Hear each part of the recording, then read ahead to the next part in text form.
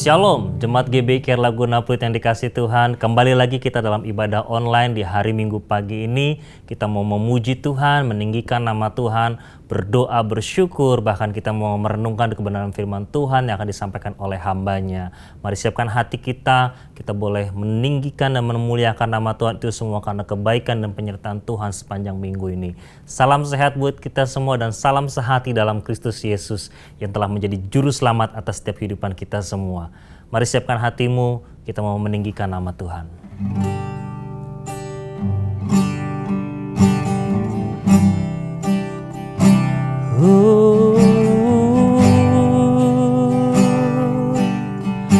Haleluya, terima kasih.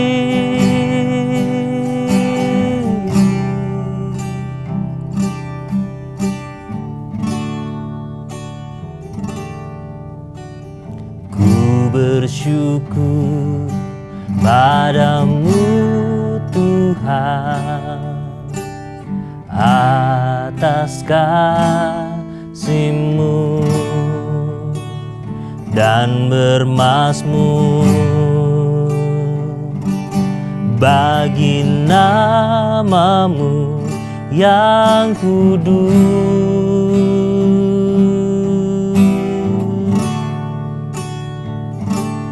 Sebab Engkau kebenaranku, padamu ku percaya. Betapa mulianya Tuhanku, ku rindu menyatakan, tinggikan diri-Mu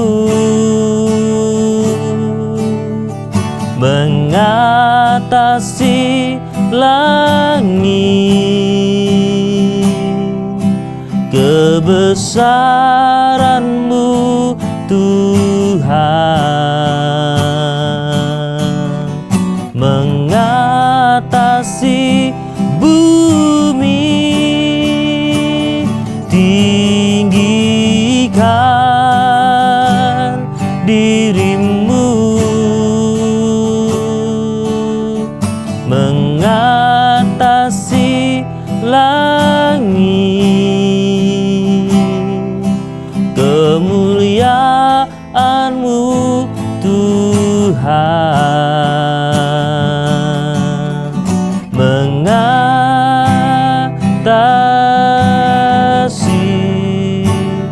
bumi.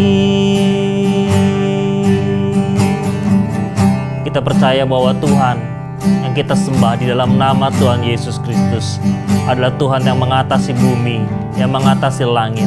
Tidak ada kuasa lain yang mampu mengalahkan kuasa Tuhan kita, karena Dialah pencipta segalanya yang memberikan kita kehidupan sampai dengan hari ini. Mari rekan pujian ini dari awal, katakan bersama-sama, ku bersyukur padamu Tuhan.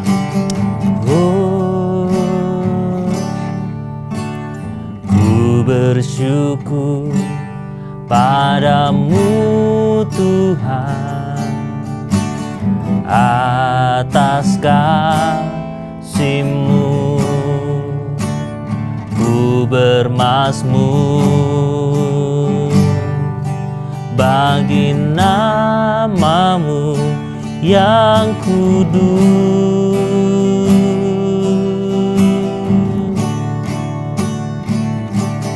Sebab Engkau kebenaranku,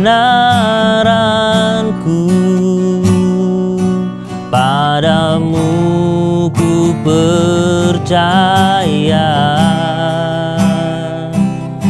Betapa mulianya Tuhanku, ku rindu menyatakan,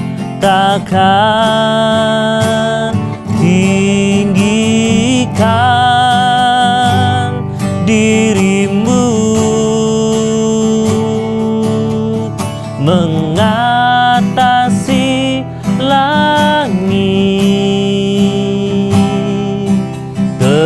kebesaran-Mu Tuhan, mengatasi bumi, tinggikan diri-Mu, mengatasi langit, kemuliaan-Mu Tuhan, mengatasi bumi. Mari lebih lagi katakan, tinggikan, tinggikan diri-Mu, mengatasi langit, kebesaran-Mu Tuhan, mengatasi bumi, tinggikan diri-Mu, mengatasi langit, kemuliaan-Mu Tuhan, mengatasi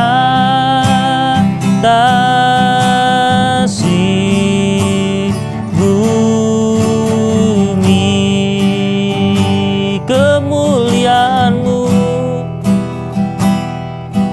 kemuliaan-Mu Tuhan, kebesaran-Mu, kebesaran-Mu Tuhan, kemuliaan, kemuliaan-Mu Tuhan, kebesaran-Mu, kebesaran-Mu kemuliaan-Mu, kemuliaan-Mu Tuhan,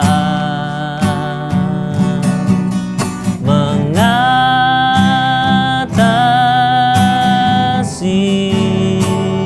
bumi,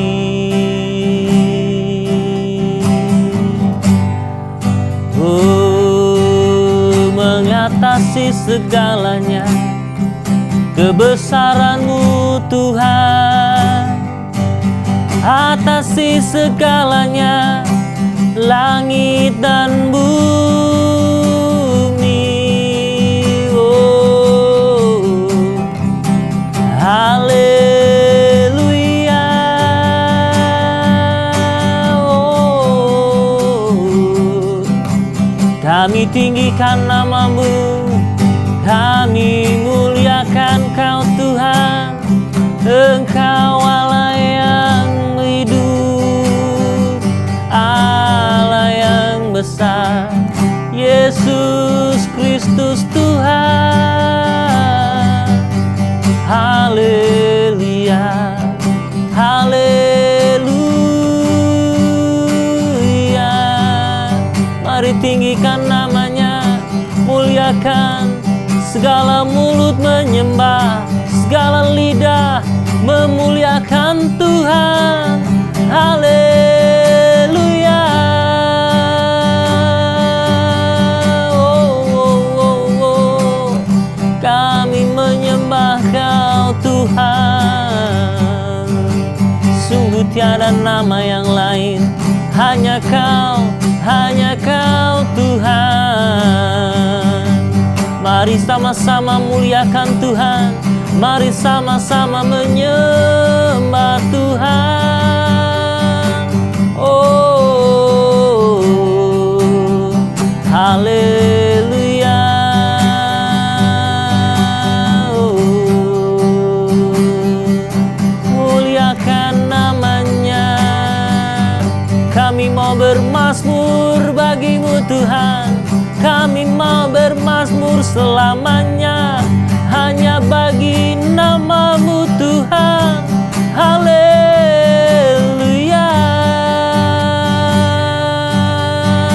Oh,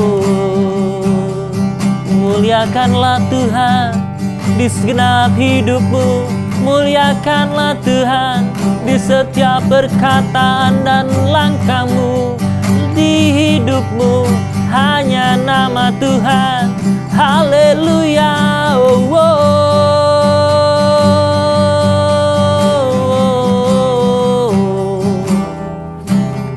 Haleluya.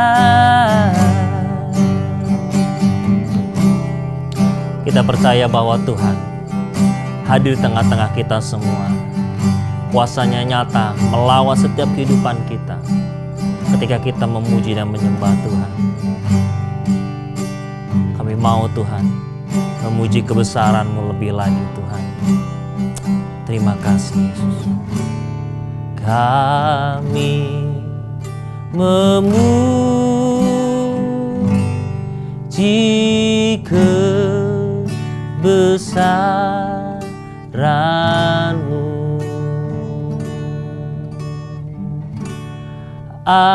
Ajaib Tuhan,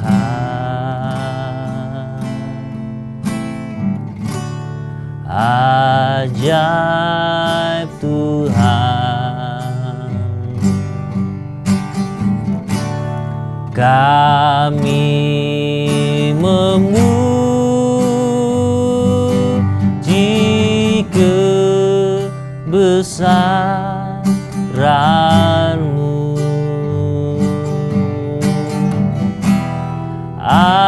Ajaib Tuhan,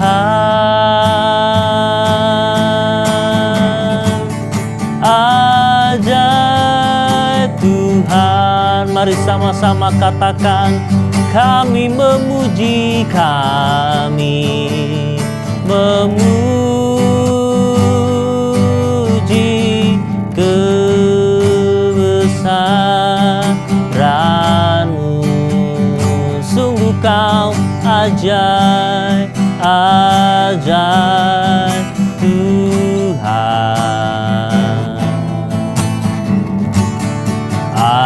ajaib Tuhan.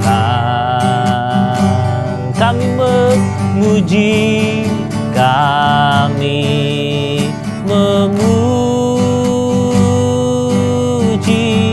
kebesaran-Mu.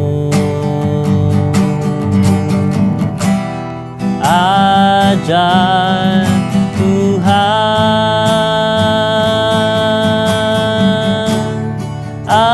ajaib Tuhan. Sungguh Kau ajaib, ajaib Tuhan,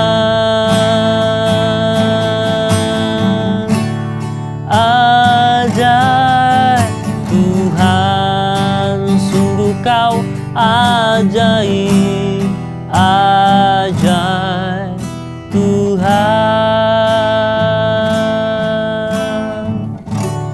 ajaib Tuhan.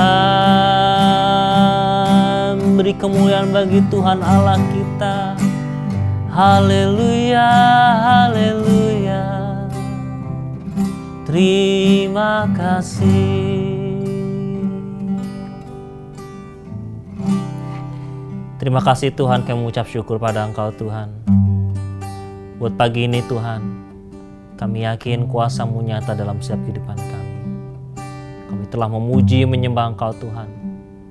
Engkau yang telah memberkati ibadah ini Tuhan, dari awal hingga pertengahan. Dan kami percaya hingga pada akhirnya, biarlah nama Tuhan ditinggikan, dipermuliakan di dalam ibadah ini. Kini saatnya Tuhan, kami mau menaikkan doa syafaat kami Tuhan. Buat setiap pokok-pokok doa kami Tuhan, biar kiranya Engkau mendengarkan Tuhan, dan Engkau Tuhan menjawab segala keluh kesah dan doa kami Tuhan.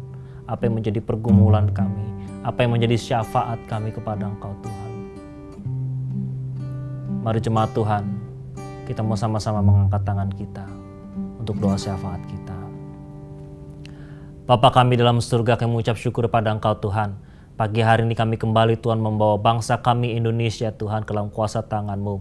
Kami berdoa biarlah Indonesia dipenuhi dengan kemuliaan-Mu Tuhan. Kami mau perkatakan shalom buat Indonesia. Karena kami percaya dari ujung Sabang sampai Merauke, dari Pulau Mianga sampai Pulau Rote, nama Tuhan akan ditegakkan dan dipermuliakan dan ditinggikan di atas segala lidah Tuhan. Bahkan setiap lutut boleh bertelut hanya kepada Engkau. Kami berdoa Tuhan supaya Indonesia diberikan damai sejahtera. Segala tiang-tiang kegelapan, segala awan-awan kegelapan yang mencengkeram Indonesia Tuhan. Kami berdoa dan kami mau patahkan kuasa tersebut di dalam nama Yesus Kristus. Segala roh-roh teritorial, penguasa-penguasa di udara yang menguasai dan mencengkeram Indonesia. Kami berdoa dan kami perkatakan di dalam nama Yesus kami patahkan dan hancurkan itu semua Tuhan.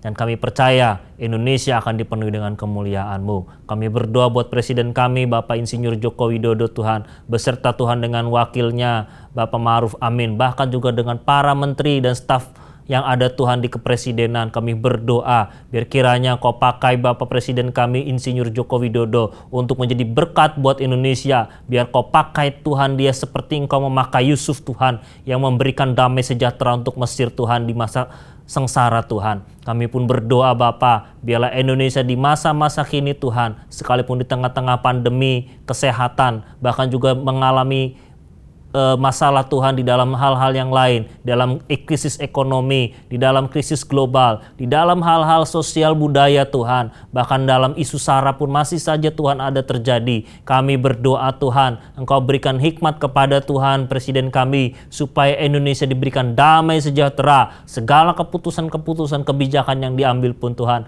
semuanya untuk membuat bangsa dan negara ini maju lebih dahsyat lagi. Dan kami percaya, biar Kau berikan roh takut akan Tuhan kepada Presiden kami dan para stafnya, bahkan juga kepada pejabat publik Tuhan, baik yang di kota-kota, di provinsi, bahkan juga yang ada di DPR pusat Tuhan. Kami berdoa berikan mereka roh yang takut akan Tuhan, sehingga Indonesia Tuhan akan diberikan kemuliaan yang demi kemuliaan di dalam nama Yesus Kristus. Kami juga berdoa Tuhan untuk kota kami tercinta Jakarta Tuhan. Kami berdoa Tuhan biar Jakarta juga dipenuhi dengan kemuliaan-Mu. Segala awan kegelapan yang mencengkeram Jakarta Tuhan, kami halau dan kami patahkan kuasanya di dalam nama Yesus Kristus. Kami percaya Tuhan, Engkau akan berikan Jakarta damai sejahtera-Mu. Shalom buat Jakarta. Dan kami berdoa juga untuk Gubernur kami Tuhan, Bapak Anies Baswedan beserta dengan para stafnya, sehingga beliau boleh mempunyai rasa takut akan Tuhan, mempunyai roh yang takut akan Tuhan, sehingga setiap kebijakan, setiap keputusan yang diambil, baik di tengah-tengah pandemi ataupun keputusan-keputusan lain yang strategis Tuhan,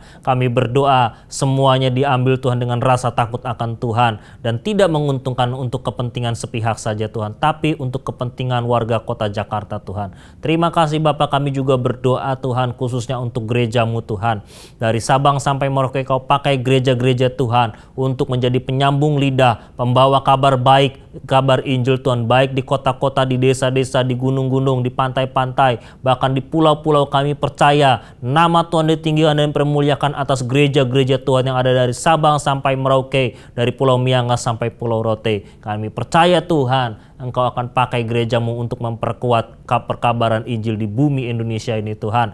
Kami berdoa juga Tuhan, Engkau akan memberkati Bapak Gembala Sidang kami, Pendeta Dr. Insinyur Nikonyo Toroharjo, beserta dengan keempat wakilnya, bahkan keluarga besarnya. Kami berdoa di dalam nama Yesus Kristus, ada kesehatan yang diberikan kepadanya, perlindungan dari Tuhan, bahkan hikmat Tuhan boleh melingkupi hamba-Mu Tuhan, Pendeta Dr. Insinyur Nikonyo Toroharjo Tuhan, untuk memberikan Tuhan Injil-Mu Tuhan sampai ke ujung bumi, menjadi penyambung lidah atas Engkau Tuhan, sehingga apa yang disampaikan Tuhan itu semuanya berasal dari Engkau dan menjadi berkat bagi gereja-gereja, bukan di dalam internal saja, tapi juga di gereja-gereja secara nasional maupun sampai ke luar negeri Tuhan. Kami berdoa Kau pakai hamba-Mu dan Kau berkati juga rayon-rayon dan cabang khusus yang ada, khususnya Tuhan kami berdoa buat cabang khusus, buat rayon Satu H Tuhan, untuk Gembala Tuhan Rayon 1 kami berdoa Tuhan, untuk Pendeta Budianto Totong kami berdoa, dan juga untuk para wakilnya, bahkan keluarga besarnya Tuhan. Engkau berkati dengan kesehatan, Engkau jagai kehidupan mereka, supaya mereka pun juga dipakai Tuhan secara luar biasa seperti Engkau memakai hamba-Mu Pendeta Dr. Insinyur Niko Tuhan. Sehingga hamba-Mu Tuhan Pendeta Budianto Totong juga Kau pakai Tuhan sebagai Bapa yang baik untuk Rayon 1H, yang menaungi setiap cabang-cabang yang ada, yang boleh membawa dan memimpin cabang-cabang yang ada untuk mencapai visi misi yang ada yang Kau tanamkan Tuhan di hati Bapak Budianto Totong untuk menjadi berkat bagi dunia, membawa dampak bagi dunia Tuhan. Berkati Tuhan Rayon 1H Tuhan.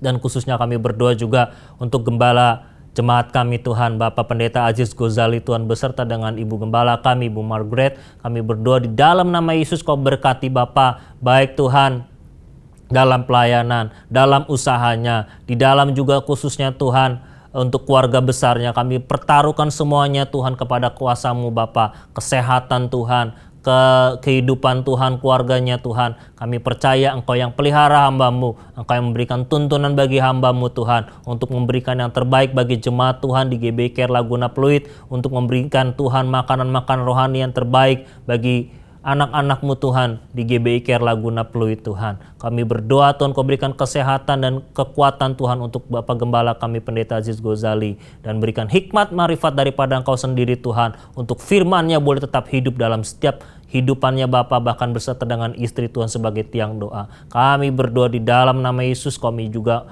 membawa pengurus bahkan juga jemaat GBI Care Laguna Pluit Tuhan. Berikan hati yang terus tertaut dan percaya hanya kepada Engkau, mengandalkan Engkau, bahkan di situasi tengah-tengah pandemi ini Tuhan. Kami percaya biarlah pengurus yang ada boleh tetap setia, memiliki hubungan yang intim dengan Engkau, bahkan jemaat Tuhan juga terus boleh bertumbuh Tuhan dan memiliki hubungan yang intim, sehingga ketika kami boleh kembali Tuhan bersatu Tuhan, bertemu di dalam gereja Tuhan, kami boleh melayani lebih giat lagi, kami boleh lebih lagi Tuhan memuji menyembah Engkau dan meninggikan nama Tuhan, dan kami boleh mengalami Tuhan pendewasaan rohani Tuhan di tengah-tengah pergumulan pandemi COVID-19 ini. Kami pada akhirnya membawa pandemi COVID-19 ini ke dalam kuasa tangan-Mu. Kami berdoa Tuhan, segala Tuhan roh kegelapan yang berada di belakangnya, yang menebarkan teror ketakutan, yang menebarkan rasa cemas, yang menebarkan rasa tidak percaya Tuhan, bahkan meragukan kuasa Tuhan. Kami tolak kuasa tersebut di dalam nama Yesus Kristus, sehingga pandemi COVID-19 ini Tuhan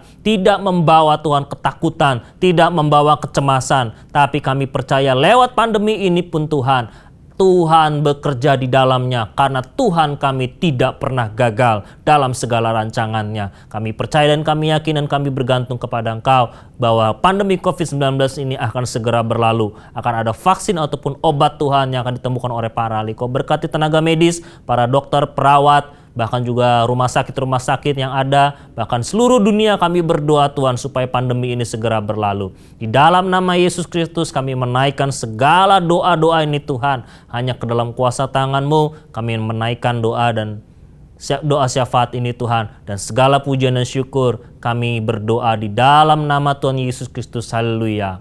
Amin. Selamat hari Minggu. Saya percaya kasih setia Tuhan selalu baru setiap pagi. Voice of Pentecost kali ini akan membahas mengenai dinamika kesembuhan ilahi. Apakah kamu pernah mengalami sakit dan disembuhkan Tuhan melalui mujizat? Atau malah pernah lihat orang yang sakit dan didoakan tapi nggak sembuh-sembuh? Jadi sebenarnya kesembuhan ilahi itu beneran ada atau enggak sih? Dan apakah pelayanan kesembuhan ilahi masih sesuai dengan kemajuan zaman now? Dalam Alkitab ada ratusan ayat janji Tuhan bagi kesembuhan umatnya. Banyak peristiwa dicatat orang-orang mengalami kesembuhan secara mujizat. Contohnya dalam Perjanjian Lama, Raja Hizkia yang disembuhkan atau Naaman yang disembuhkan dari penyakit kusta, dan masih banyak lagi. Perjanjian Baru juga mencatat ada begitu banyak peristiwa mujizat kesembuhan ilahi, baik melalui pelayanan Tuhan Yesus maupun melalui pelayanan para rasul. Nah, sebagai insan Pentakosta, kita percaya bahwa kesembuhan ilahi terjadi karena pengorbanan Tuhan Yesus di atas kayu salib. Kita percaya bahwa mujizat tetap terjadi sampai sekarang karena Allah masih terus melakukan perbuatannya yang ajaib, yang melampaui kemampuan manusia dan hukum alam. Yang harus kita pahami sebagai insan Pentakosta adalah bahwa pengajaran Injil harus berpusat kepada Yesus yang adalah juru selamat kita, penyembuh yang membaptis dengan Roh Kudus, yang menguduskan kita, dan Raja yang akan datang kembali. Jadi, pelayanan kesembuhan ilahi tidak terpisahkan dalam pemberitaan Injil, karena Tuhan Yesus adalah Sang Penyembuh. Pelayanan kesembuhan ilahi ini bisa melalui doa dari hamba Tuhan, maupun doa pribadi si penderita penyakit itu sendiri. Tempatnya bisa di mana aja, bisa dari KKR, ibadah onsite, ibadah online, atau bahkan dari rumah loh. Ada dua hal yang akan kita bahas terkait dinamika pelayanan kesembuhan ilahi ini. Yang pertama, apakah semua orang sakit yang didoakan pasti mengalami kesembuhan? Kalau janji Tuhan sih, ya dan amin. Tuhan Yesus sudah mati di kayu salib untuk kesembuhan kita. Terus kok nggak sembuh? Masalahnya bukan ada di janji Tuhannya, tapi ada di faktor yang mungkin ada di dalam diri kita yang harus diselesaikan lebih dulu. Forum Teolog GBI dalam pandangan teologis tentang penyakit memaparkan ada beberapa fakta mengenai penyakit. Yang pertama, ada penyakit akibat dosa kita. Yang kedua, ada hukuman Allah. Yang ketiga, karena perizinan dan kedaulatan Tuhan. Yang keempat, penyakit karena kejahatan iblis. Yang kelima, penyakit karena ulah manusia yang tamak, serakah, korup, dan destruktif. Untuk itulah kita perlu terbuka, mengaku dosa kita, memohon dan berdoa dengan iman. Seperti yang tertulis dalam Yakobus 5 ayat yang ke-14 sampai 16. Pelayanan ini merupakan bagian dari pelayanan yang dilakukan gereja. Tetapi hamba Tuhan dan gereja bukanlah Sang Penyembuh. Yang menyembuhkan tetap Tuhan Yesus sendiri. Hamba Tuhan dan gereja hanyalah alatnya. Jika seseorang didoakan dan gak sembuh saat itu juga, bukan berarti kita boleh seenaknya bilang, wah kamu gak beriman nih. Atau wah kurang doa ya. Proses kesembuhan ada yang langsung terjadi, yang artinya langsung sembuh setelah didoakan. Namun ada juga yang harus melalui beberapa proses, seperti konseling, atau didoakan beberapa kali baru mengalami kesembuhan. Yang kedua, apakah pelayanan kesembuhan ilahi masih sesuai atau relevan dengan situasi saat ini? Sudah jelas, perintah Tuhan bagi kita sebagai anak Tuhan untuk mendoakan orang sakit tidak pernah dicabut. Justru pelayanan ini berjalan selaras dengan penginjilan. Namun kenyataannya gak mungkin dong kita bikin acara di lapangan bola terus ngumpulin semua orang yang sakit. Atau datang seenaknya ke rumah sakit. Apalagi ke ruang isolasi penderita COVID. Dan mendoakan mereka secara langsung agar mereka mengalami kesembuhan. Kenapa gitu? Karena pemerintah sudah mengeluarkan protokol kesehatan yang begitu ketat. Jika kita melanggar peraturan ini, maka kita sama aja lagi melawan pemerintah. Dalam catatan Christian Evangel, ada satu kejadian pada tahun 1918 sampai 1919, di mana pandemi flu Spanyol menjadi momok mengerikan bagi dunia.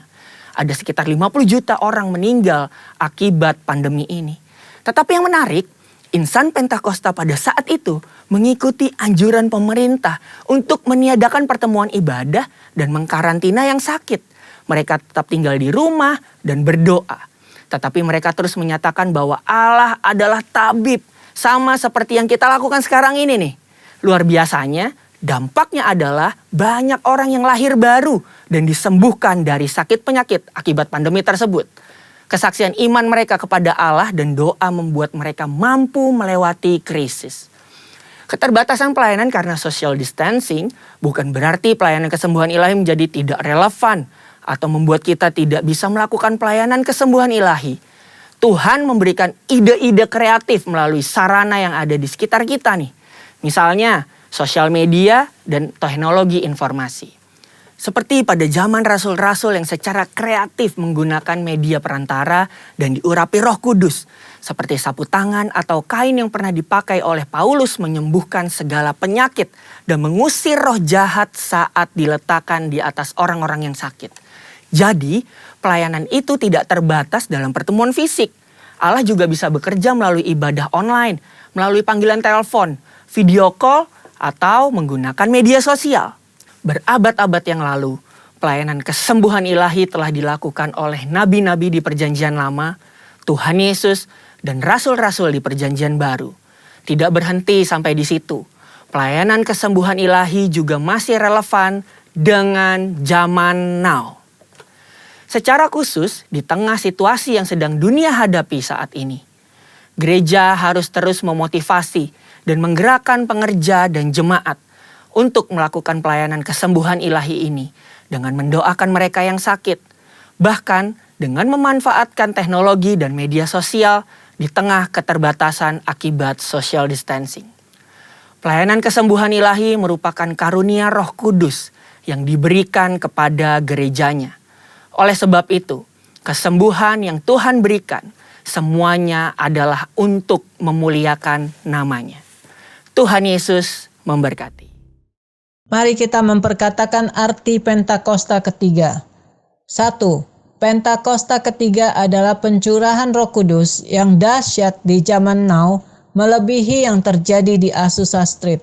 2. Pentakosta ketiga akan mengakibatkan penuaian jiwa yang terbesar dan yang terakhir sebelum Tuhan Yesus datang kembali.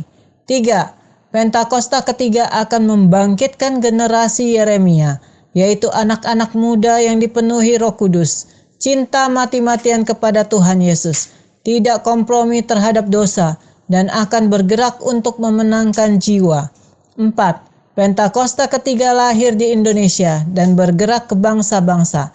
Gerakan ini dari timur ke barat dan akan kembali ke Yerusalem. 5. Pentakosta ketiga akan memberikan kuasa untuk menyelesaikan amanat agung, dan setelah itu Tuhan Yesus datang kembali. Amin. Mari kita siapkan hati kita untuk merenungkan kebenaran firman Tuhan yang akan disampaikan oleh hamba-Nya. Siapkan hatimu dan fokuskan pikiranmu hanya kepada firman Tuhan, agar kita semuanya boleh sama-sama diberkati lewat apa yang Tuhan sampaikan melalui hamba-Nya. Kita percaya bahwa Tuhan lewat firman-Nya memberikan kita penyertaan, perlindungan, dan pertolongan. Firman-Mu berkata, Kau besertaku, maka kuat roh dan jiwaku. Tangan-Mu Tuhan selalu ku nantikan, di setiap langkah ku percaya.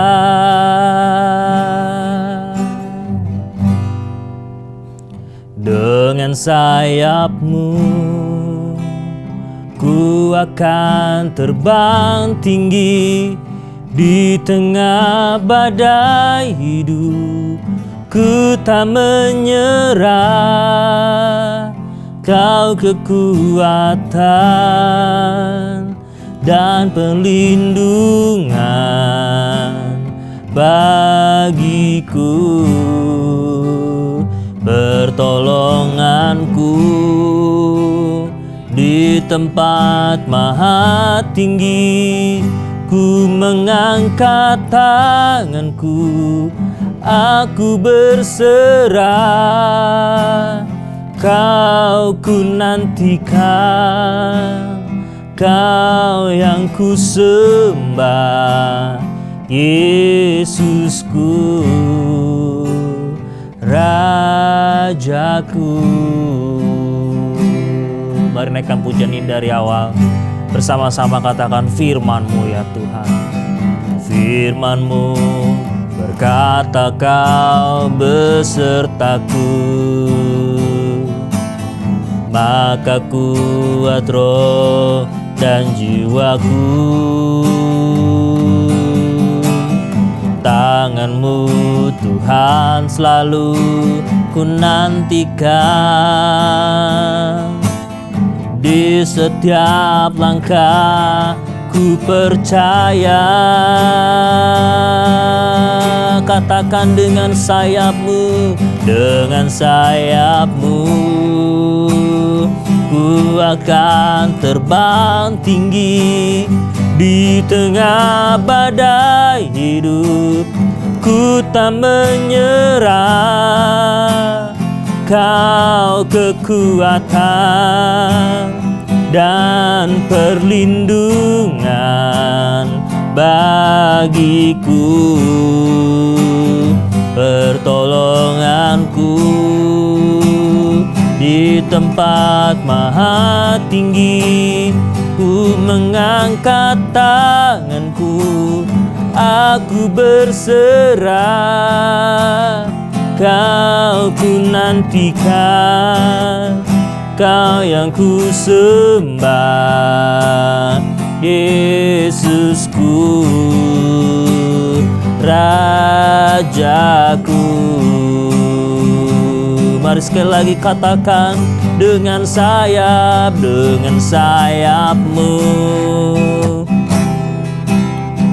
terbang tinggi di tengah badai hidup.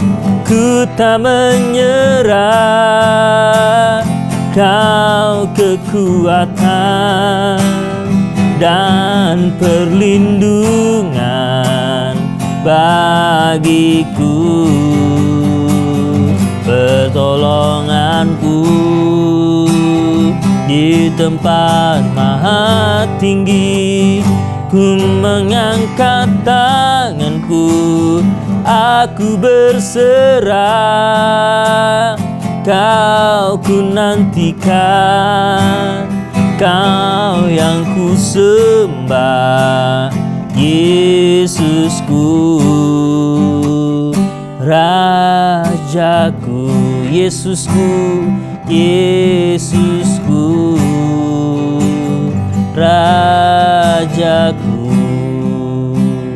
Yesusku, Rajaku.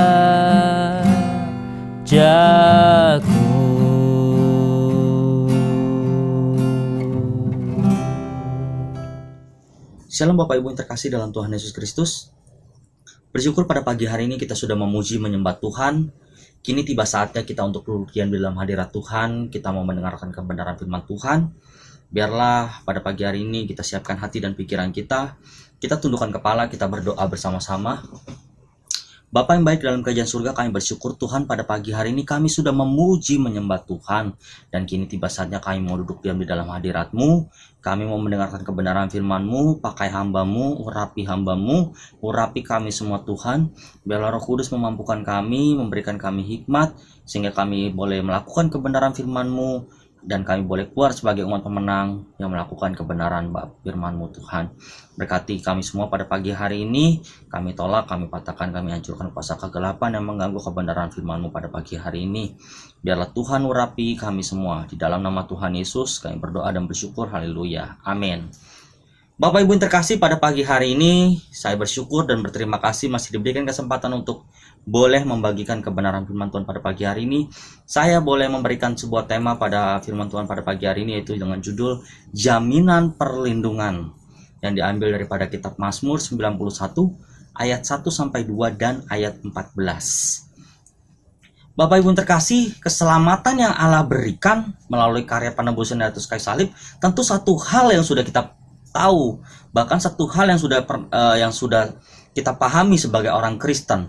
Nah, sebagai seorang Kristen kita memahami keselamatan atau karya keselamatan yang Allah berikan di atas kayu salib adalah sesuatu hal yang istimewa, satu hal yang luar biasa. Namun banyak orang Kristen memiliki pemahaman ini bahwa keselamatan yang Allah berikan itu diberikan secara cuma-cuma, artinya tidak perlu membayar, tidak ada timbal balik. Artinya tidak ada satu hal yang harusnya bayarnya segini nih ketika dia mau nerima keselamatan, harusnya tuh bayar, misalkan cepetiau atau nopetiau atau sapetiau kayak gitu misalkan. Nah, Allah memberikan keselamatan itu, Allah memberikan keselamatan kepada orang Kristen, orang percaya itu, kepada orang yang percaya kepada Yesus itu secara cuma-cuma alias gratis.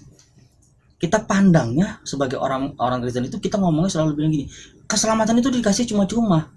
Benar Bapak Ibu, keselamatan dikasih cuma-cuma. Kenapa Allah kasih keselamatan itu secara cuma-cuma? Pertanyaannya kan itu. Karena Bapak Ibu, kalau seandainya Allah mau meminta kita untuk membayar, itu nggak akan pernah kita sanggup untuk membayarnya.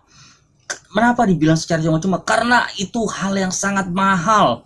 Sangat mahal, saking mahalnya manusia nggak bisa mampu lagi membayar. Hanya bisa dibayar oleh manusia melalui apa? Iman percayanya manusia kepada Allah. Kita sudah memahami yang pertama, Jangan sampai kita keliru ketika kita memahami konteks keselamatan. Jadi pagi hari ini saya mau ajarkan, saya mau buka khotbah saya pada pagi hari ini dengan pengertian yang dasar dulu. Kita nggak boleh keliru untuk menafsirkan sesuatu. Ketika kita menafsirkan tentang keselamatan, jangan kita cuma ngomong gini, keselamatan yang Allah berikan itu cuma-cuma. Kata cuma-cuma itu jangan sampai kita keliru. Cuma-cuma yang Allah berikan itu artinya ada respon juga, ada timbal balik juga, yaitu melalui apa? Melalui iman dan kepercayaan kita kepada Yesus Kristus. Di tengah kondisi COVID-19 ini, awal-awalnya Bapak Ibu, banyak kejadian yang mengatasnamakan iman. Sampai saat ada satu pengajaran yang mengajarkan seperti ini. Gereja harusnya, atau orang percaya, harusnya tidak takut terhadap COVID. Harusnya tetap ada ibadah. Bahkan ketika pemerintah mengumumkan untuk stop, hentikan kerumunan, termasuk dalam kategori ibadah orang percaya, stop, hentikan kerumunan. Namun ada satu aliran atau satu pengajaran yang mengatakan kita sebagai orang percaya harusnya tidak takut, harusnya kita bisa tolak, harusnya kita bisa tengking. Kan kita percaya, kita punya pegangannya apa? Mazmur 91 itu. Mazmur 91 itu apa sih? Itu tentang tempat perlindungan. Allah yang memberikan perlindungan. Nah, ini satu hal yang keliru. Kita seringkali sebagai orang percaya, kita seringkali sebagai orang Kristen, orang yang tahu kebenaran firman Tuhan, orang yang memahami tentang kebenaran firman Tuhan, tapi kita justru keliru tentang konteks dan teks daripada firman Tuhan itu sendiri. Harusnya kita memahami firman Tuhan, kita bukan hanya memahami, tapi sungguh-sungguh menghidupi firman Tuhan. Awalnya ketika saya mengetahui pengajaran ini, saya merasa mungkin sebagai orang awam akan melihat gini, wah iya ya, benar ya, dia punya iman yang luar biasa. Harusnya sebagai orang Kristen itu ya nggak takut sama virus. Tapi ternyata Bapak Ibu, setelah saya lihat, justru ini menyimpang ketika dia mengatakan bahwasanya Mazmur 91 itu adalah satu hal yang harusnya menjadi pegangan kita. Menjadi satu pegangan yang mana? Menjadi satu pegangan bahwasanya itu adalah perlindungan daripada Tuhan. Harusnya virus ini tidak bisa kena sama kita. Nah, ini dia gawatnya. Ketika Mazmur 91 dijadikan mantra atau dijadikan satu pegangan yang keliru, firman Tuhan boleh menjadi pegangan hidup kita. Tapi jangan sampai arti teks, konteks, dan penafsiran Alkitab kita tidak ketahui. Itu membuat kita semakin tersesat. Ketika pengajaran yang salah ini menurut saya, ketika dia salah mengajarkan seperti itu, maka akhirnya saya melihat ketika COVID-19 masuk ke Indonesia dan dia tetap bersikukuh untuk melakukan memegang teguh bahwasanya harus tetap ada jalannya satu ibadah. Nah, saya melihat bahwasanya bukan terjadi pemulihan, bukan terjadi satu membantu pemerintah, satu hal yang bisa membantu pemerintah dalam menanggulangi COVID-19 ini, tapi justru malah memperburuk keadaan. Karena dengan adanya ibadah secara terus-menerus, itu membuat semakin banyaknya tingkat penyakit COVID-19 ini. Akhirnya sampai satu kali pengajaran ini harus ditutup paksa oleh pemerintah. Kenapa? Karena ternyata justru menyumbang pasien yang terinfeksi lebih banyak lagi. Mereka awalnya mungkin nggak tahu Bapak Ibu tentang virus ini, bahwasanya virus ini itu bisa menular dengan cepat melalui berjabat tangan atau bersentuhan dengan benda yang sudah dipegang atau orang yang terinfeksi virus corona itu atau COVID-19 itu. Mereka mungkin nggak tahu, mereka hanya memiliki iman percaya yang besar dan melalui pegangan yang tadi saya bilang pengajarannya itu tentang Mazmur 91 itu. Mereka mungkin awalnya nggak tahu. Tapi kalau seandainya mereka tahu dan memahami teks dan konteks, saya yakin mereka tidak akan bersikap seperti itu. Saya mau kasih tahu Bapak Ibu pada pagi hari ini, jangan kita jadikan kitab Mazmur 91 ini mantra. Kenapa? Kitab Mazmur 91 ini jangan sampai kita jadikan sebuah mantra, karena kitab Mazmur 91 ini tidak bisa kita tafsirkan secara hurufiah. atau secara kita orang baca secara awam saja. Ada banyak teks di sini yang harusnya kita bisa pahami dan kita mengerti secara lebih detail dan lebih mendalam. Kita akan masuk pada pagi hari ini, kita akan melihat, memahami untuk kitab Mazmur pada 91 pada pagi hari ini. Yang pertama Bapak Ibu, yang pertama kita harus pahami. Tema khotbah saya tadi adalah yang pertama tentang jaminan perlindungan. Kalau kita melihat teks Mazmur 91, dalam lindungan Allah. Mazmur 91 ayat 1 sampai 2 dan ayat 14. Hari ini yang saya mau bagikan seperti itu. Memahami kitab Mazmur 91. Konteks kitab Mazmur 91 ini yang pertama yang saya mau bagikan adalah konteks Mazmur ini dalam ibadah. Jadi kitab Mazmur 91 ini yang pertama adalah konteksnya di dalam ibadah. Kenapa? Karakteristik Mazmur dalam ibadah adalah ada pergantian kata ganti orang. Jadi karakteristik Mazmur ibadah adalah ada pergantian kata ganti orang.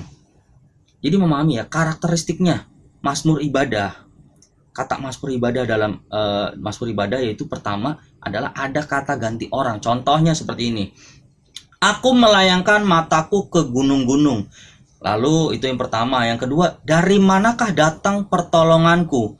Jadi di situ ada kata ku dan ku. Lalu coba baca lagi, ada kata lagi. Ada kata lagi ganti yaitu penjagamu. Nah, berubah. Di situ ada kelanjutannya yaitu penjagamu kayak gitu. Jadi ada kata ganti. Nah, kita akan lihat di sini di Mazmur 91 yang kita bahas ini ya, pelan-pelan. Tadi kan karakteristik Mazmur ibadah adalah ada kata ganti orang. Nah, di Mazmur 91 yang akan kita belajari pada pagi hari ini di ayat 1 dan 2. Orang yang duduk dalam lindungan yang maha tinggi dan bermalam dalam naungan yang maha kuasa akan berkata kepada Tuhan, tempat perlindunganku dan kubu pertahananku, Allahku yang kupercayai. Lalu sungguh dialah yang akan melepaskan engkau dari jerat perangkap burung, dari penyakit sampar yang busuk. Dengan kepaknya ia akan menudungi engkau. Di bawah sayapnya engkau akan berlindung. Kesetiaannya ialah perisai dan pagar tembok. Engkau tidak usah takut terhadap kedahsyatan malam, terhadap panah yang terbang di waktu siang, terhadap penyakit sampar yang berjalan di dalam gelap, terhadap penyakit menular yang mengamuk di waktu petang. Walau 1000 orang rebah di sisimu dan 10.000 orang di sebelah kananmu, tetapi itu tidak akan menimpamu. Engkau hanya menontonnya dengan matamu sendiri dan melihat pembalasan terhadap orang-orang fasik. Sebab Tuhan ialah tempat perlindunganmu, yang maha tinggi telah kau buat tempat perteduhanmu.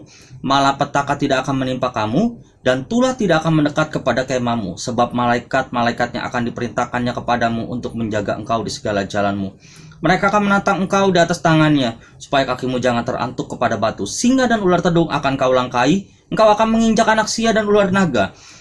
Sungguh hatinya melekat kepadaku, maka aku akan meluputkannya, aku akan membentenginya, sebab ia mengenal namaku. Bila ia berseru kepadaku, aku akan menjawab. Aku akan menyertai dia dalam kesesakan, aku akan meluputkannya dan memuliakannya. Dengan panjang umur akan kukenyangkan dia, dan akan kuperlihatkan kepadanya keselamatan daripadaku.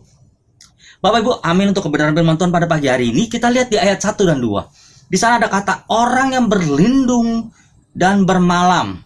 Di sana orang yang duduk di dalam lindungan yang maha tinggi dan bermalam dalam naungan yang maha kuasa. Ada kata duduk, berlindung di sana ya kan. Nah, di ayat 1 dan 2 orang yang berlindung dan bermalam berarti di sana ada sekelompok orang. Mazmur sedang berbicara dengan orang yang ketiga di sini. Tidak sedang berbicara secara langsung, tapi dia sedang berbicara kepada orang yang ketiga. Ini adalah sebuah gambaran sekelompok orang yang benar, orang yang berlindung dan bermalam di sana. Nah, terus tapi dimulai di ayat 3 sampai 13 berubah katanya. Tadi kan katanya kan ada orang yang berlindung bermalam, di situ ada kata ku, ya kan? Di sini berubah lagi. Di ayat 3 sampai 13, Bapak Ibu tidak lagi menemukan kataku, tapi akan menemukan kata engkau. Di situ. Berarti Mazmur seolah-olah berbicara secara langsung dengan orang ketiga tadi. Dia langsung. Tadinya dia tidak berbicara secara langsung, tapi ini berbicara secara langsung seolah-olah. Nah, di ayat 14 sampai 16 itu berubah lagi kata gantinya menjadi kata aku, yaitu Tuhan. Dan ku-nya itu adalah penerima janjinya Tuhan. Jadi itu berbicara sepertinya langsung gitu. Jadi kalau seandainya saya mau kasih kesimpulan seperti ini. Di Mazmur ayat 1 sampai 2 itu pemazmur bicara langsung dengan kata ganti orang ketiga, yaitu penerima janji Tuhan. Di Mazmur ayat 3 sampai 13 pemazmur berubah, tidak lagi menggunakan kata ganti, tetapi pemazmur berbicara langsung dengan penerima janji, yaitu dengan kata gantinya, yaitu engkau. Lalu di ayat 14 sampai 16 bagian terakhir menggunakan kata Allah, kata aku. Arti terakhir Allah menggunakan kata aku berbicara langsung kepada penerima janji dalam bentuk orang ketiga. Jadi di bagian 14-16 itu justru udah berubah lagi. Ada 3 perubahan di sini. Maka tadi saya katakan karakteristiknya Mazmur ibadah adalah ada pergantian kata orang. Nah, berarti pas ya, klop ya karakteristiknya ya. Perubahan yang terjadi kata ganti ini menunjukkan bahwa Mazmur yang dipakai dalam konteks ibadah. Kalau Mazmur dipakai dalam konteks ibadah, maka janji ini berlaku secara umum. Janjinya kitab Mazmur ini berlaku secara umum. Saya ambil kesimpulan untuk poin 1, yaitu seperti ini. Tuhan selalu memberikan perlindungan kepada semua anak-anaknya, tapi bentuk perlindungan berbeda-beda kalau kita baca dan pahami nanti. Yang kedua, yaitu dari genre atau jenis sastranya. Kalau seandainya kita di musik, ada yang namanya genre jazz, genre pop, genre rock, genre rock and roll, banyak macamnya. Tapi kalau di sastra itu ada genrenya, genre sastranya. Genre sastra yang dipakai dalam kitab Mazmur ini adalah genrenya adalah puisi. Jadi nggak mungkin Bapak Ibu kalau seandainya kita baca koran, seolah-olah kita baca puisi. Contohnya seperti ini. Pada pagi hari ini, ada satu kejadian yang terjadi di daerah Latu Menten, Grogol, Petamburan. Harusnya membaca tidak seperti itu, harusnya membaca seperti ini. Pada pagi hari ini terjadi satu hal yang kecelakaan lalu lintas, misalkan di Latu Menten, kecamatan Grogol, ya kan, kelurahan apa dan apa-apa. Tidak bisa dibaca secara puisi. Namun kita bisa pahami ketika kita baca kitab Mazmur ini, karena kitab Mazmur ini harusnya dibaca secara puisi, jangan dibaca secara hurufiah. Karena ketika membaca puisi itu berbeda. Di dalam tulisan puisi biasanya ada makna-makna yang dialegoriskan. Contohnya seperti ini. Kalau seandainya kita ngomong kitab puisi, kata-kata puisi seperti ini. Wajahmu, kalau misalkan seorang yang punya pasangan, dia akan berkata seperti ini. Ya, wajahmu bagaikan rembulan. Tentu ketika pasangan yang mendengar ini, pasangannya akan tersipu malu atau mungkin akan senang ketika dipuji-puji seperti itu. Namun kalau diartikan secara hurufiah, wajahmu bagaikan rembulan, tentu pasangannya akan marah. Kenapa? Orang rembulan atau bulan itu ternyata bolong-bolong. Wajahnya masa bolong-bolong? Memahami Bapak Ibu ya? Konteks atau jenis sastra itu genrenya. Ketika kita baca kitab Mazmur ini, yang pertama itu genrenya adalah puisi, bukan sastra. Bukan sastra secara umum, bukan yang dibaca seperti baca berita. Beda, genrenya adalah puisi. Lalu kita lihat lagi di yang ketiga pada pagi hari ini itu saya kasih tadi kita baru masuk tentang genrenya daripada kitab Mazmur. Yang pertama konteks kitab Mazmur dalam hal ini di Mazmur 91 ini adalah Mazmur dalam ibadah. Yang kedua kita belajar bahwasanya kitab Mazmur 91 ini adalah genrenya adalah puisi, bukan seperti baca seperti umumnya. Jadi kita paham genrenya ini puisi. Yang ketiga nih Bapak Ibu, saya mau bagikan untuk kita semua. Yang terpenting poin pada pagi hari ini, janji Tuhan, janji perlindungan Tuhan, jaminan Tuhan untuk melindungi itu tidak untuk semua orang. Seperti yang saya bilang tadi, keselamatan. Tadi saya bilang keselamatan di awal. Saya bilang keselamatan itu Allah berikan secara cuma-cuma.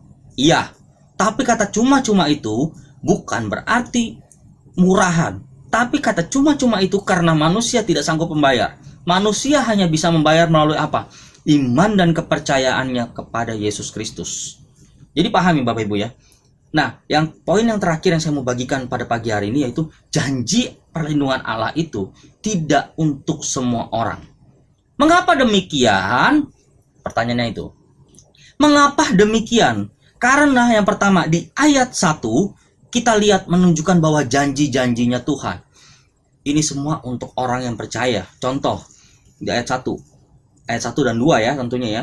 Orang yang duduk dalam lindungan yang maha tinggi dan bermalam dalam naungan yang maha kuasa akan berkata kepada Tuhan, tempat perlindunganku dan kubu pertahananku, Allahku yang kupercayai. Nah, di ayat 1 ada kata orang yang duduk. Dalam bahasa Ibrani, sebenarnya bahasa Indonesia kurang tepat menggunakan kata duduk. Sebenarnya menggunakan yang benar itu adalah kata berdiam. Yang benar itu menggunakan kata berdiam. Orang yang berdiam sebenarnya di dalam naungan yang maha tinggi. Jadi orang itu sukanya dalam pujian penyembahan bersama Tuhan, atau sukanya berdoa sama Tuhan. Lalu ada kata bermalam. Kata bermalam ini sebenarnya waktunya yang pendek. Kalau seandainya malam hari itu kan ke pagi itu waktunya pendek, tidak panjang. Tapi kita akan memahami kata bermalam ini jangan kita larikan ke konteks masa kini. Tapi kita akan lihat konteks yang masa kuno, yaitu apa? Kata bermalam saat itu adalah ketika melakukan perjalanan jauh, perjalanan panjang. Artinya sesuatu yang terjadi di jalan itu ketika malam hari itu tidak bisa ditebak. Jadi kata bermalam di sini adalah ketika melakukan perjalanan jauh, bisa saja terjadi bencana alam, bisa saja terjadi adanya binatang buas, bisa saja terjadi banyak hal yang tidak pernah dipikirkan. Sehingga kata bermalam di sini artinya sangat luas. Nah, maka akan bermalam di titik tertentu ketika dia mengalami ketika dia melakukan perjalanan panjang, dia akan bermalam di titik tertentu. Kenapa? Untuk melindungi dirinya dari udara dingin malam. Tadi kan ketika saya bilang konteks masa kuno itu kata bermalam itu ketika mereka melakukan perjalanan panjang. Ketika mereka melakukan perjalanan panjang, mereka akan berpikir tentang terjadinya sesuatu. Jadi mereka tidak bisa menerka-nerka kapan mereka akan sampai. Jadi ketika mereka akan pergi, mereka akan berpikir untuk bermalam di titik-titik tertentu. Kenapa? Untuk menghindari dari serangan para penyamun, untuk menghindari udara dinginnya malam. Jadi kalau kita melihat konteks daripada ayat 1, 2, dan 14 kita akan lihat, sungguh hatinya melekat kepadaku, maka aku akan meluputkannya, aku akan membentenginya, sebab ia mengenal namaku. Akan menjadi jawaban tentang siapa orang yang berdiam dan bermalam dalam naungan yang maha tinggi. Adalah orang yang hatinya melekat kepada Tuhan. Bukan hanya melekat, tapi hubungannya intim sama Tuhan. Kita sudah pahami pada pagi hari ini Bapak Ibu, janji perlindungan Tuhan tidak untuk semua orang. Untuk siapa? Untuk orang yang duduk dalam naungan yang maha tinggi, atau orang yang berdiam dalam naungan Tuhan dan bermalam. Artinya dia itu bersungguh-sungguh dekat sama Tuhan, intim sama Tuhan. Lalu di ayat 14, ciri-cirinya apa? Sungguh hatinya melekat kepadaku, maka ini janjinya Tuhan, maka aku akan meluputkannya, aku akan membentenginya, sebab ia mengenal namaku. Janji perlindungan Tuhan tidak untuk semua orang. Janji perlindungan Tuhan hanya berlaku untuk setiap orang percaya yang memiliki hubungan intim dan benar kepada Tuhan Yesus. Kesimpulan saya pada pagi hari ini Bapak Ibu, karena baik hidup atau mati kita, itu semuanya harus kita anggap untuk kepentingan Allah. Dan maupun yang Allah mau, biarlah semuanya untuk kemuliaan Allah. Contohnya seperti ini.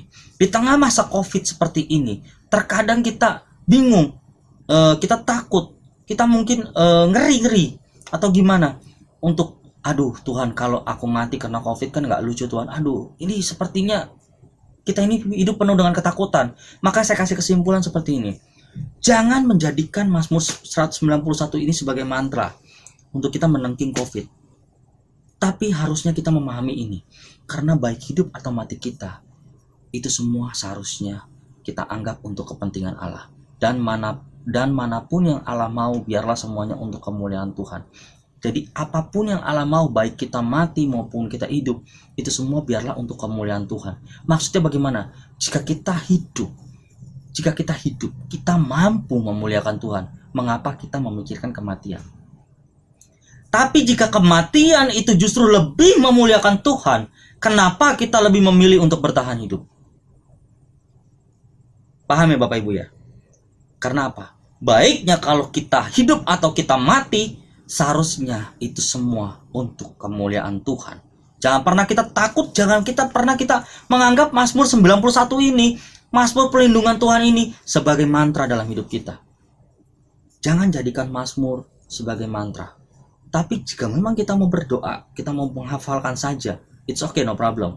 Tapi jangan kita menjadikan ini mantra untuk orang percaya. Jangan hanya minta perlindungan Tuhan untuk kita secara terus-menerus, tapi pikirkanlah rencana Allah yang sesungguhnya yang terjadi untuk kita seperti apa. Banyak orang Kristen yang hanya meminta perlindungan daripada Tuhan. Tuhan lindungin saya agar saya nggak kena COVID. Tuhan lindungin saya agar saya selalu sehat. Hanya meminta perlindungan daripada Tuhan, tapi nggak pernah nanya sama Tuhan, maunya Tuhan, rencananya Tuhan sesungguhnya buat hidupnya itu apa.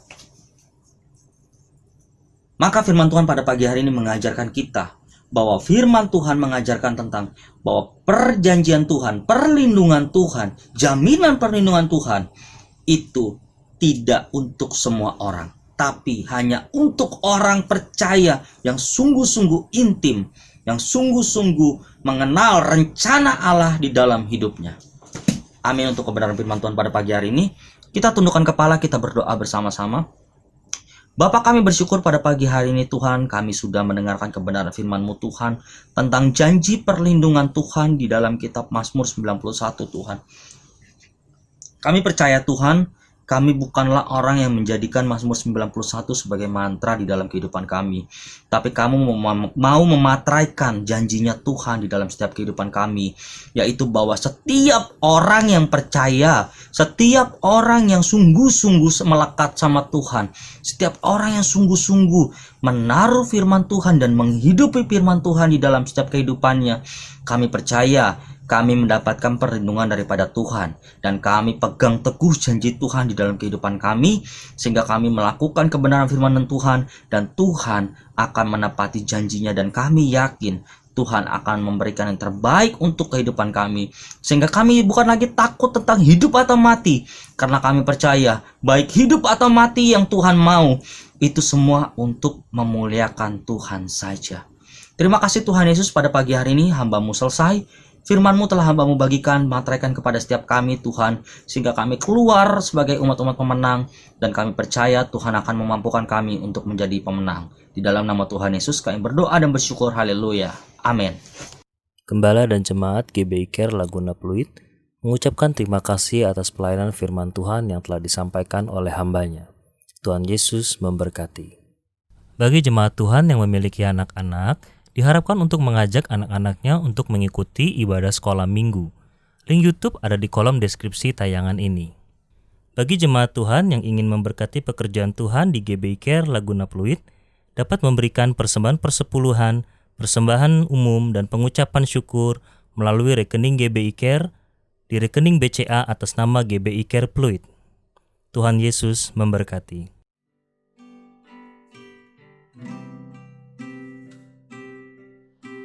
Mari kita mengangkat tangan kita. Umat yang dikasihi Tuhan, terimalah berkat sukacita damai sejahtera, kasih karunia yang begitu besar daripada Allah Bapa yang telah diberikan kepada kita masing-masing melalui anak yang tunggal, yaitu Tuhan kita Yesus Kristus, di dalam pertolongan, penghiburan, dan persekutuan dengan Roh Kudus menyertai kita pada saat ini, bahkan sampai Tuhan datang menjemput kita di awan-awan, bahkan sampai selama-lamanya. Mari kita yang percaya, kita katakan sama-sama, amin.